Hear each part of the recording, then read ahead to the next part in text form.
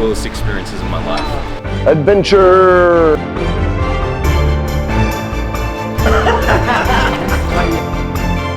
My grandfather kidnapped my grandmother. Whoa, luckily I've got a lot of fat.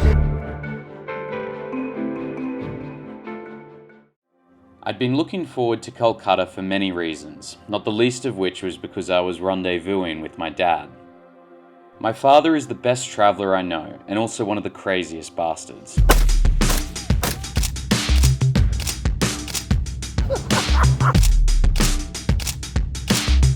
And that's African living. This was a special trip together, because I would go as far as saying that Dad is the reason I am living this life now. We have both done extensive travels over the past few years, but this was the first time we had decided to do it together. Bleary-eyed, we arrived at Kolkata Airport to begin the journey. How is that? Very good. Excellent. The chutney's got a bit of heat to it, no? A little bit, but not too bad. It's What time it's is it? mint. 6 a.m. and we're eating very spicy chutney. So Dad, where are we going? We're going to Guwahati, up in the Brahmaputra River, one of the great rivers of India. The Ganga, the Brahmaputra, the Indus, the Kaveri, the Godavari, the Krishna. But Brahmaputra, amazing. I'm excited to get back to the Himalayas, see the tribal communities of the Northeast. It's a very contested area. Has had a lot of problems since independence with other tribes and with the external forces. So there's been internal problems with all the tribes, mainly over language barriers, language differences. Right. That's formed all these states, these new states like Mizoram and Nagaland and Tripura. These have all come about. They have a lot of problems externally as well, with the Chinese, with the Burmese, which is Myanmar, and with Bangladesh. They are sandwiched in a pretty interesting geographical corridor. Like you got China, Bhutan, Myanmar, Bangladesh. Exactly. That's a lot going on. So it's yet again, another classic geographical, geopolitical fulcrum that influences your traveling experience if you look for that, if that interests you. But I think it should interest you because we're travelers, right? Did you always know you were going to be a traveller when you were a child? No. It's something, the realization that I was a traveller rather than a tourist didn't come till much later. The difference between a tourist and a traveller, the traveller leaves his home behind to a significant extent, if not wholly. Now, they disconnect. Most people when they're tourists, they're having a 3-week, 6-week trip away, but they're still very much connected in their identity to their home. You know, I'm a pharmacist in Australia. I'm a father. I'm a soccer coach. That's my identity. I'm having a break from that for 46 weeks. That's a tourist. There's nothing wrong with being a tourist, right? Good on them. It's better. Good on them. Do whatever you want. Travelers, there's many nuances, but I think one of the key nuances is you leave behind your country for long periods of time. That's not just the period of time that matters. It's inside you, your connection to your homeland and the role that homeland plays in your identity. You're also genuinely open to new ways of life. Like you may end up in a different place. Well, that comes intellectually, spiritually.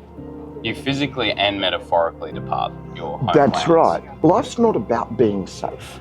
Life's about being human. And to be human, you need two big things. You need connection with strangers and you need knowledge of other places that you would not normally have knowledge of. Our intention was to travel the remote and relatively unexplored northeast of India over the next 5 weeks. Found it. Found the boarding pass.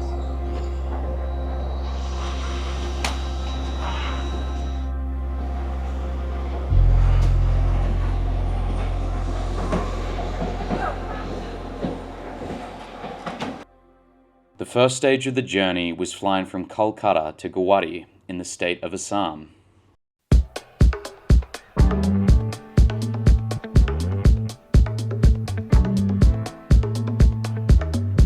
So you've been to Guwahati before, haven't you, Dad? Yeah, last time I was here was 2018 on my 5-month trip to northern India. But my trip got cut short because one of my dear friends died in Australia and I had to go home. So it's a bit of unfinished business coming back here to the northeast and hopefully get to explore a lot more this time.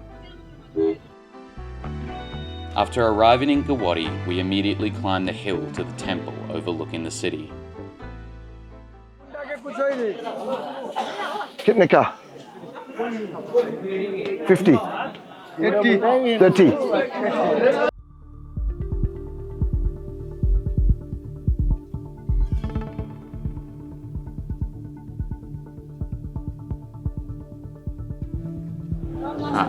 Oops. Oh, it's done. Oh, it's just garbage. Well, there's a lot of goats around here. He's got a garland around him. Around the goat? Yep. He's about to get axed.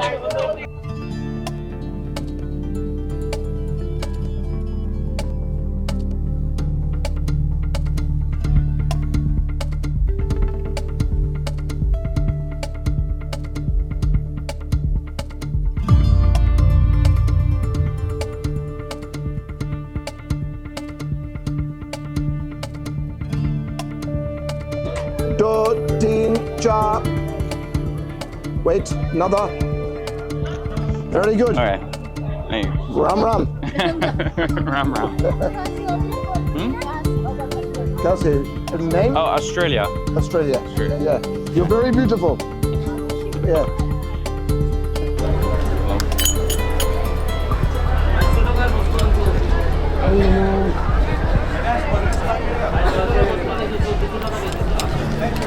So where are we at the moment, Dad? Well, we're at the Kamakya Temple, the 9th century Kamakya Temple in the town of Guwahati in Assam, in the northeast of India. And this is a very interesting place. Hinduism, of course, is full of fables and myths. And this is the consort of Shiva, one of his consorts, Kamakya. They used to have a lot of carnal knowledge of each other here.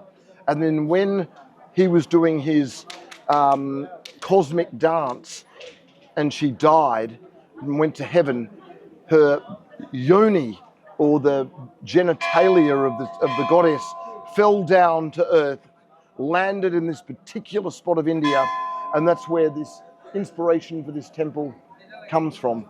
And of course, this is a very typical Hindu mythology we're going into with all sorts of gory details. But what's interesting about this temple is the architecture, and it's typical Assamese architecture. And why all the goats around us? Well, I was here 7 years ago and I learnt this the hard way. So the amount of goats and bison and things you're about to see, not cows, they're about to be sacrificed. So you'll see a lot of the animals have got colour on them and they're about to be immortalized, if you like, as a gift to Kamakya.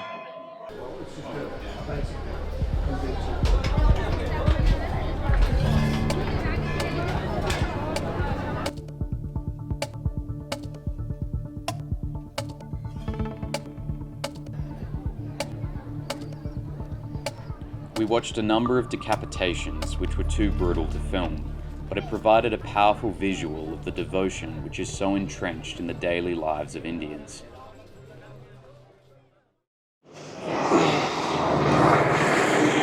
Namaste! Do you think we wait out here or do we go in? Oh, go in. Do you have the ticket? Yep. Here's them loading up the SUVs. Fucking amazing. Huh? Fucking amazing. Yeah. Such a good vibe. Let the adventure begin. Yeah. Adventure. You always have fruit for breakfast. Yeah. Ah, yes, please. Oh, chai. Free chai. My lifeblood. 10 rupee per chai? Yes. Very good. Ram. Wow, that's great. Right. sort of stings the nostrils. Yeah. Okay, 15 minutes. No problem. Thank you. They just run in on Indian time. Yeah, no, that's okay. I need another mandarin.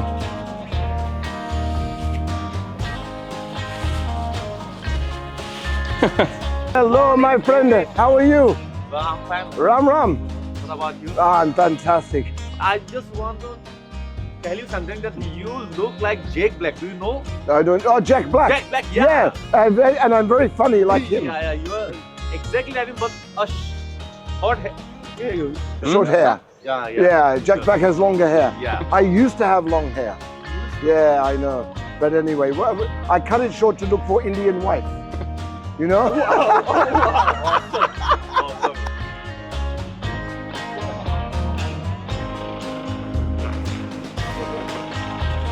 Today we were driving 13 hours north in a shared truck, locally known as a sumo, to the town of Dirang in the state of Arunachal Pradesh.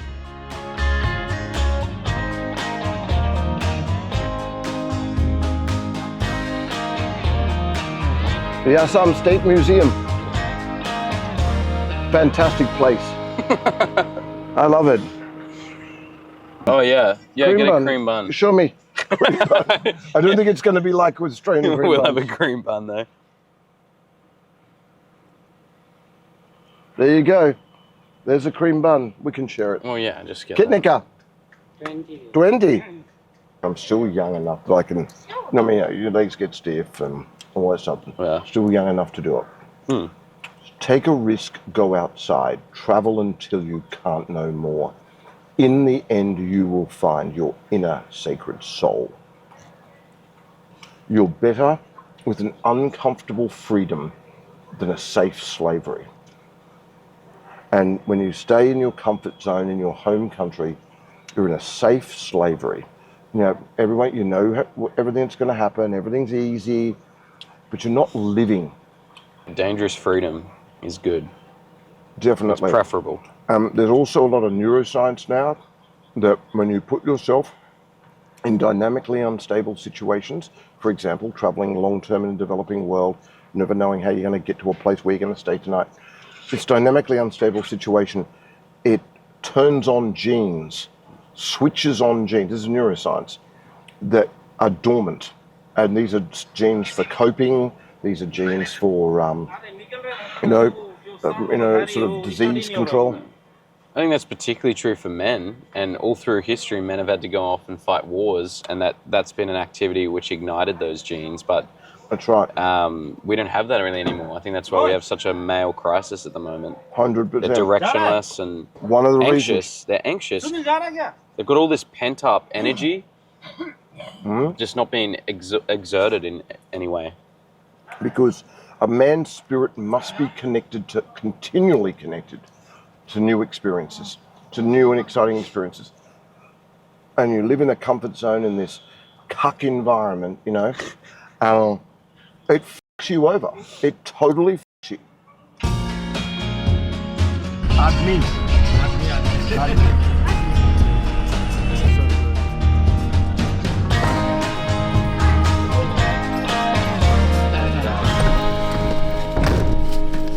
Okay.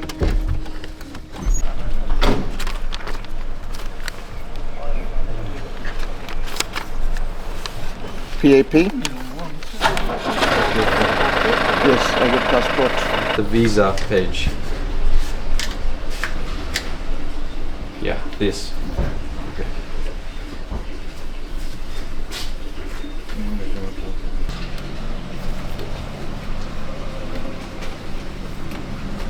So these, what we're printing here, printing hard copies of my passport to go along with the protected area permit that my father and I arranged with a guide. You just need these to access these northern parts of the northeast. 685. PAP? Yeah, it's My father gave it. Yeah, no problem. It's your father. That's my father, yeah. Oh, We're traveling together. oh I thought you. No.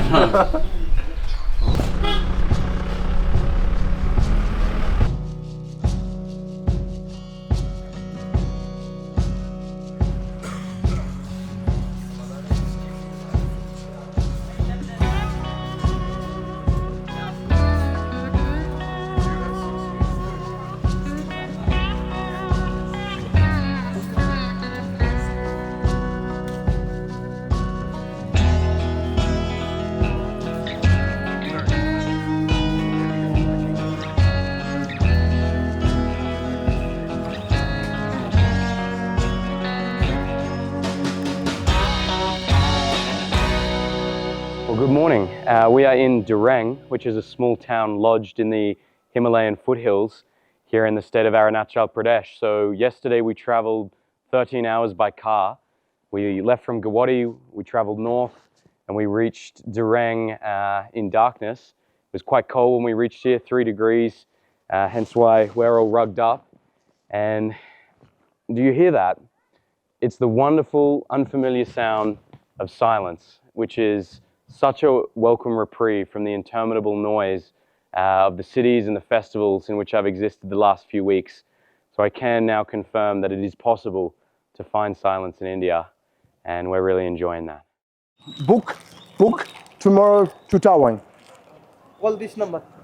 Call this number. Yeah, Personal counter number. Okay. I'll just WhatsApp him. Hello, Kumar. You speak English? English? Yeah, we are at your shop and we want to book a sumo, please. Bye-bye. Okay, so yeah, they confirm what you said, because there's a lot of snowfall, a lot of cars aren't going. So they're going to confirm that their car is allowed to go and then call us back in about 10 minutes. Okay, we wait. But yeah, they said if we can go, we should be able to go at 7 a.m. Great. Yeah. Great. Let's go get some bakery items. All right, let's do it. Well, this doesn't look sweet. No, this is... This is not sweet. This? I think... Chicken. Yeah. But I think it's a non-sweet chicken. Yeah, but I'm not eating. Oh, sorry, meat. it's a sweet chicken. Yeah, I'm not eating meat. Okay. Oh, well, this is a cream bun. I mean, do you want a cream bun? No, I'm good. All right. Nice to meet you. Yeah. I love your beanie. Yeah. It's very nice. Yeah. Your wife very beautiful. Yeah, it's my. Sundar. Yeah. Hoopsurat. Yeah. Hoopsurat. Very good. Yeah. Mujhe Bharat se pyar hai. Wow, Mujhe Bharat se pyar hai. बड़ा tasty प्यार है। Mujhe Arunachal Pradesh se pyar hai. Nice. Nice to meet you. Same to you. Bye bye. Shubh yatra. After Dad had finished complimenting the women and impressing them with his Hindi, we explored our first Buddhist monastery of the trip. The Buddhism flavour would become more dominant as we nudged closer to the border with Tibet.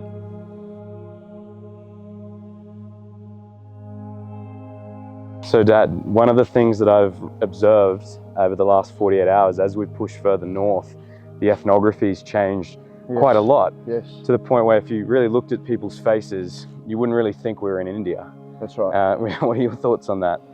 Well, this is correct, and if you travel extensively through northern India and the broader Himalaya, and the Hindu Kush and the Karakoram, you'll see this.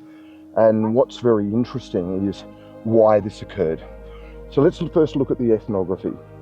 The people have very Han Chinese type features. The women have the round face, the men have the elongated. You look at our driver, here's a classic example.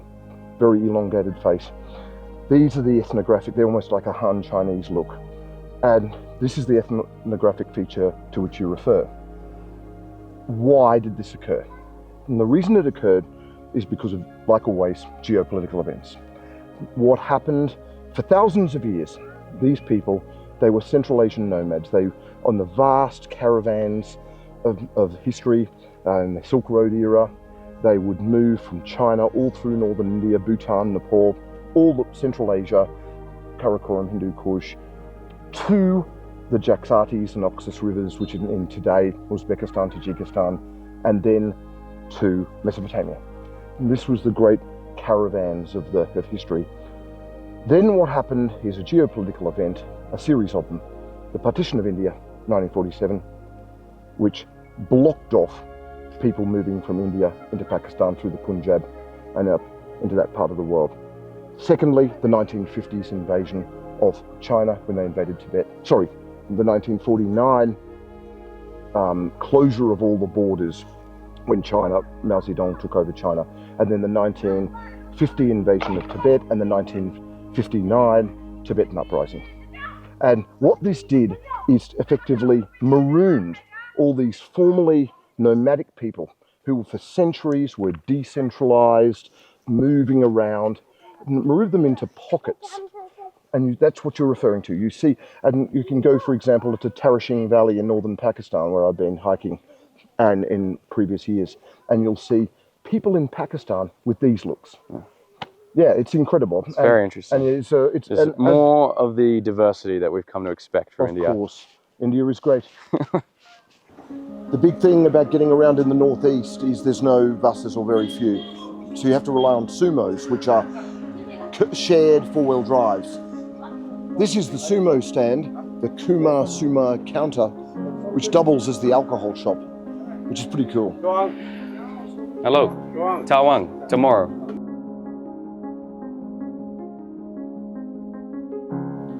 He has to ring to check if the road is open, because tomorrow we have a lot of snow.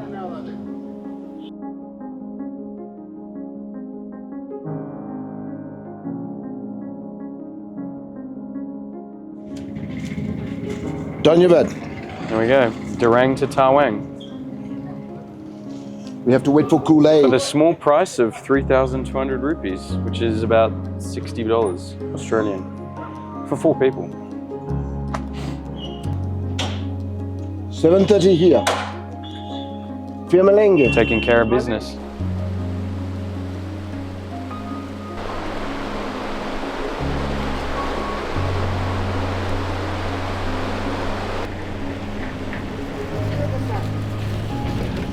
We spent the afternoon venturing to the outskirts of Dirang, where we hoped to find the room at hot baths. Are you Buddhist? Yes, yes, I'm a Buddhist monk. Wow! That's amazing! Yeah. How are you? I'm fine. Om Mani Padme Om. We come to take a bath over there. You came to what? Take a bath. To take a bath? Yes. When I go in? Yes, yes. Fantastic. Hot springs over there. Great. Cello. We have a Buddhist monk we're having a bath with. Are you a Buddhist monk? Yeah. Wow. We're going to have a bath with a Buddhist monk. How cool is this? Fantastic. This is my first bath with a Buddhist monk. We're going to come and have a bath with you. You're not going to forget it.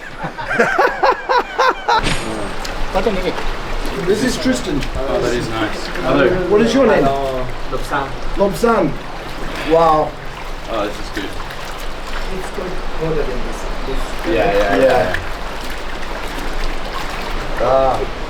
Yeah. Fantastic. Because no matter where I go in the world, Yes. people say, David, you look so happy. Why are you so happy? And I said, listen, mate, I was married for 25 years and now I'm divorced. And that is why. That's why you are. Yes. You mean the single life is better? It's a great life. But this is my son. Well, I'm glad you were married because it allowed me to exist. Yeah.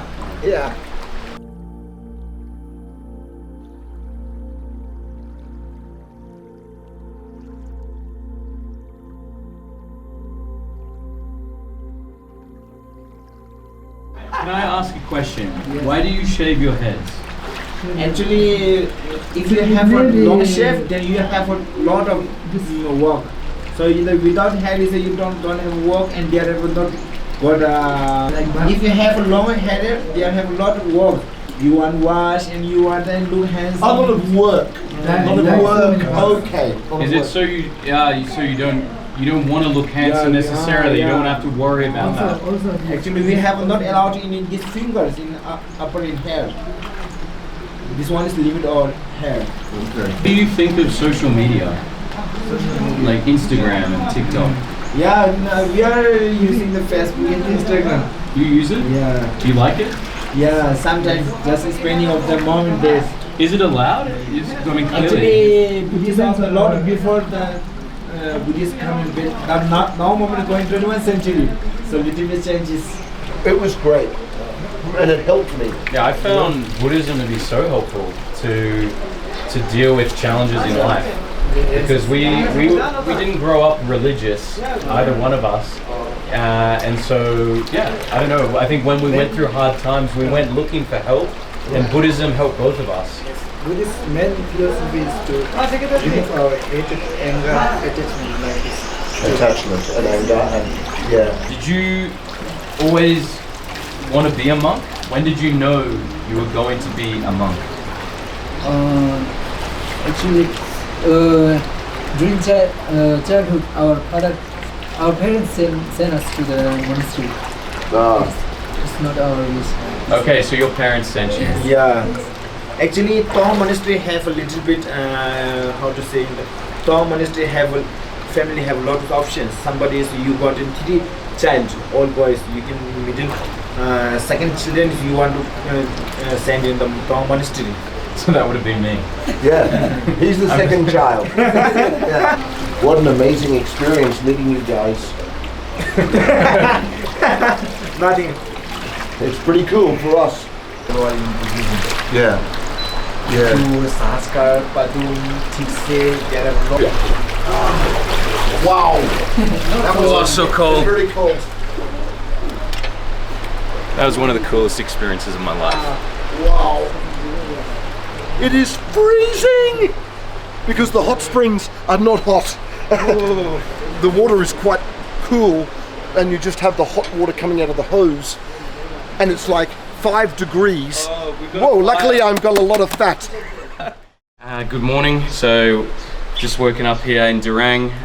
The sun is out, which is good, which means hopefully the snow's cleared on the high pass roads because we're getting up to 4,300 meters today on our way to Tawang, which is at 3,000 meters. So we're doubling our altitude from here to there.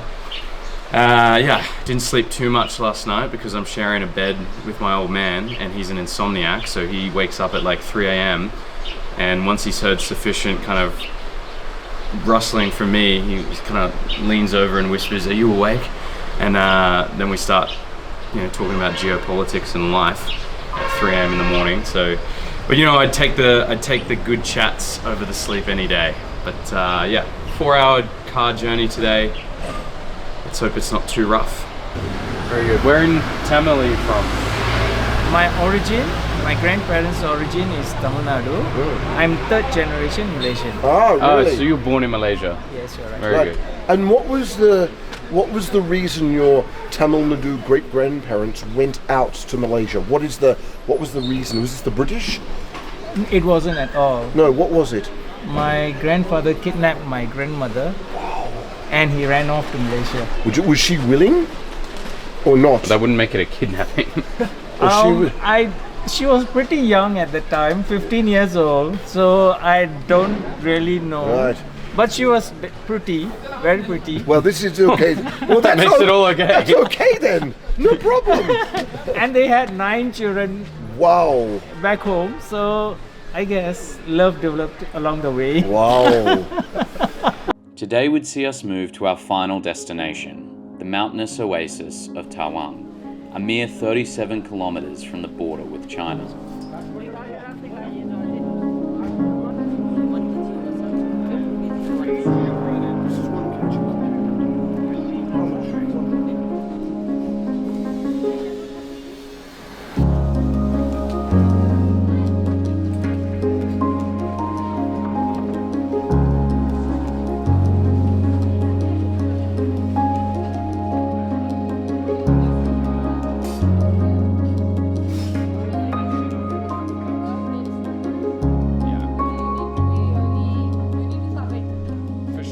Travel fixes the lot. And you don't need to see a doctor, a nurse, pay a health fund, rely on the government. So it breeds self-sufficiency as well. When you are to travel, long time, you're so strong no one can hurt you. You're right.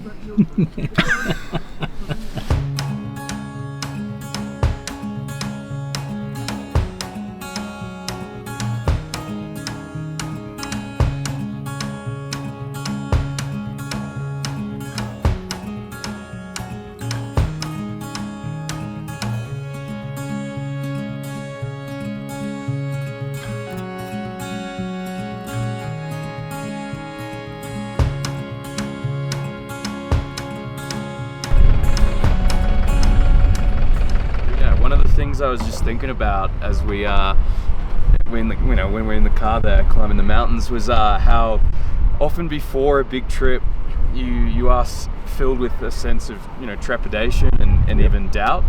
Like I was sitting in my room on the Gold Coast before this big trip, and I was looking at photos from my last trips to South America, and I almost didn't recognize that guy. Yes. He seemed like a stranger to me, and I asked myself the serious question of whether I could even do it again, like go on this big trip and go through all the pain and the sickness and the struggle that often accompanies these long trips. And I think it's at that moment when you're doubting yourself that you absolutely need to go, because 100%. you're at risk of losing that edge to yourself. 100%. And that trepidation of which you speak gets worse with age. So because you get fatter, you have more medical problems, sleep apnea, in my case sleep apnea, retinal detachments.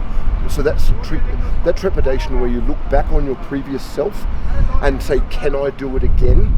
All the discomfort, all the living out of your comfort zone, all the where am I going to sleep tonight? Where am I going? How am I going to get there? All that stuff. That gets worse with age. And yes, and that, as you say, that's the time you have to go, because the comfort zone, the orthodox life, will suck this out of you. It will actually take away your dreams. You have to, the only way out is through. You have to push through.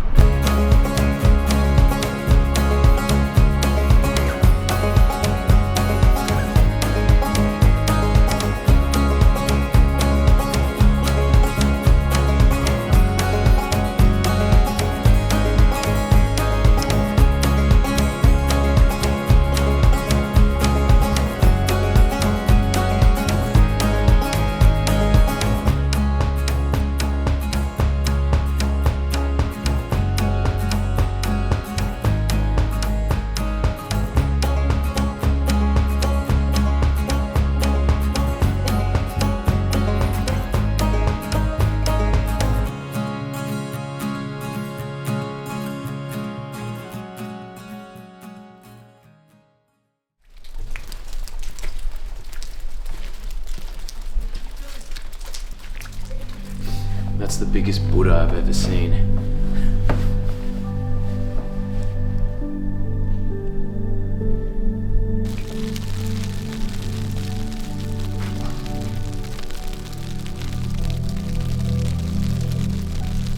Well, we're here at Tawang Monastery, which is the biggest monastery in India, the second biggest monastery in the world after the monastery in Lhasa. I've been told that we're very lucky because the thick snow that we've been greeted with is it's the first time in 34 years the snow this thick has fallen. So it's very cold, I can barely feel my toes, and it's a pretty surreal atmosphere here. Super moody and brooding, and just to see Buddhist monks walking around in their robes humming with the snow falling is a very special sight.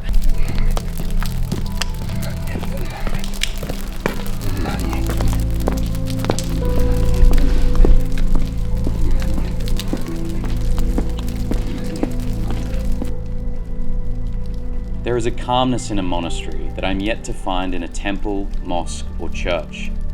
Here the world seemed to slow down to a near stop, and I felt an inner peace that made the past 5 days of travel seem like a small price to pay.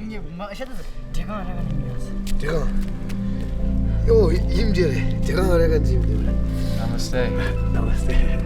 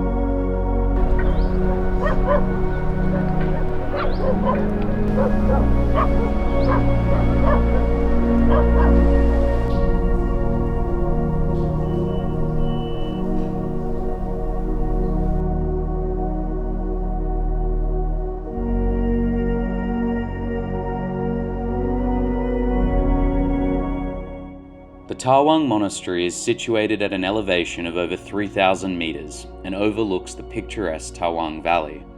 It is the second largest Buddhist monastery in the world, second only to the monastery in Lhasa, Tibet. Founded in the late 17th century at the request of the 5th Dalai Lama, it is the current home to over 550 Buddhist monks, of which 350 are children.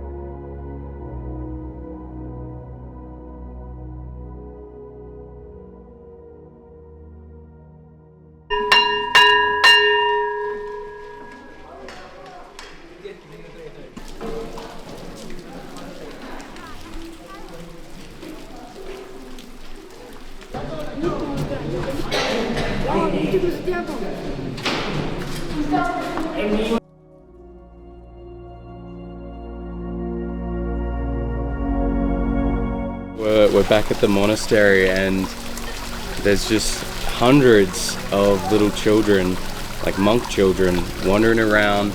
It's lunchtime at the moment, so they've been summoned up like the gong to collect their lunch, and now they're walking back with it. And it's kind of incredible to see already their devotion and commitment to the Buddhist path, but you can also still see that they're children, you know, and they're throwing snowballs, and they're acting like all children do. It's this kind of weird, almost contradiction.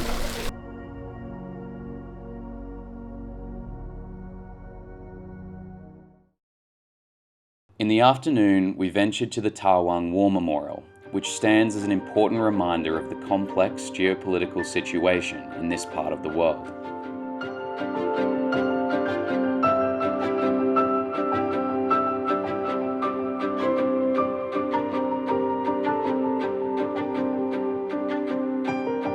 So Dad, we are sitting here at the Tawang War Memorial on the outskirts of Tawang.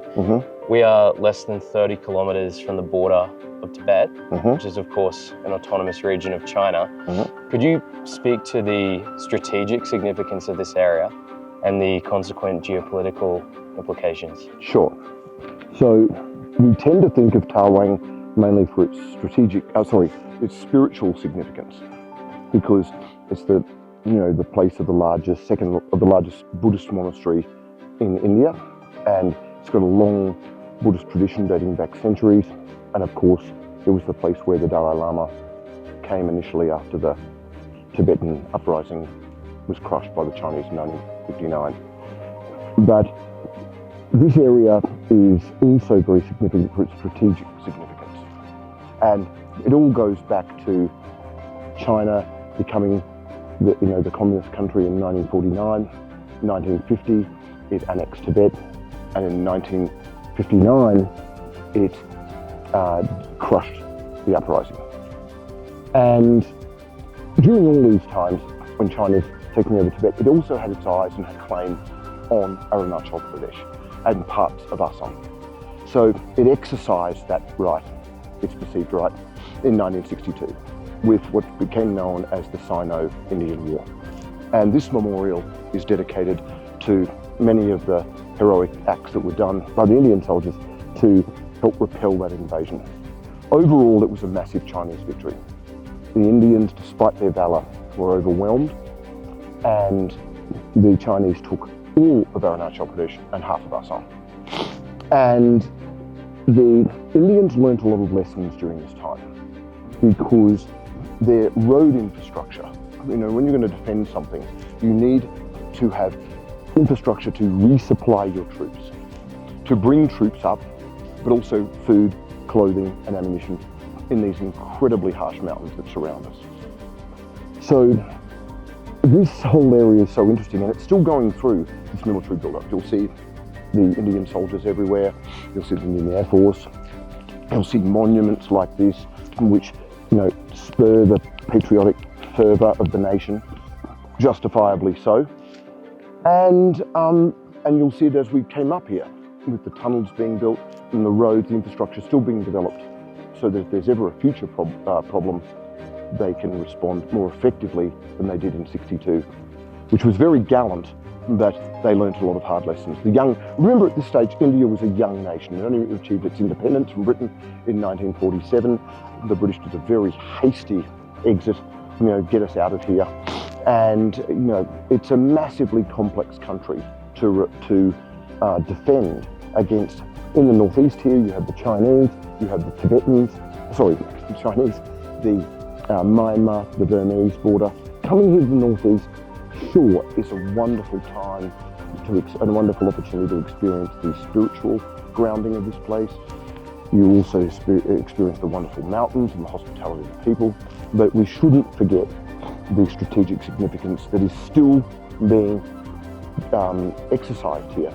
And you saw this in the 2023 skirmish when 20 Indian soldiers died only 18 months ago, when Chinese soldiers came across the border and killed 20 Indian soldiers. So it's not something that's relegated to the annals of history 60 years ago. No, this history is still playing out before our very eyes in 2025. Exactly, as it so often does. Okay, well, it's been one of the best weeks of my India journeys, and indeed my life. I think the trip from Kolkata onto Guwahati, then Dirang and up to here, it's at times been a little difficult, which I think is why it wards off so many foreigners. I haven't seen any foreigners while we've been here in Tawang. We're the only white-skinned people for 4 days, 4 or 5 days. And that's been really cool, and it's been lovely to share that with you. Great to share it with you, mate. We've had a great time, and despite the colds we've both got, we're both nurturing, you can probably hear it. And the jelly belly, the tummy upsets, we've made the most of it. It's been a very informative and instructive time. Yeah, it's been pretty messy off camera with our Of course, but we'll spare the viewers. We put ourselves together. That's right. All Well, right. thanks very much. It's That's been a wonderful. wrap.